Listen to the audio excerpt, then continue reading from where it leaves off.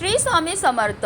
दीप अमावस्येच्या दिवशी कावळ्याला घरापुढे खायला ठेवा. ही वस्तू ठेवल्यामुळे आपलं 3 पिढ्याचा पितृदोष नष्ट होणारच आहे, पण आपले पितृ आपल्यावर प्रसन्न होऊन आपल्याला सुखी संसाराचा ते आशीर्वाद देणार आहे. तर ही कावळ्याची सेवा आपण दुपारी म्हणजे 11 ते 12च्या दरम्यान करायची. याकरता आपल्याला तांदूळ, दूध आणि साखर मिश्रण करून आपल्याला खीर ही तयार करायची आहे.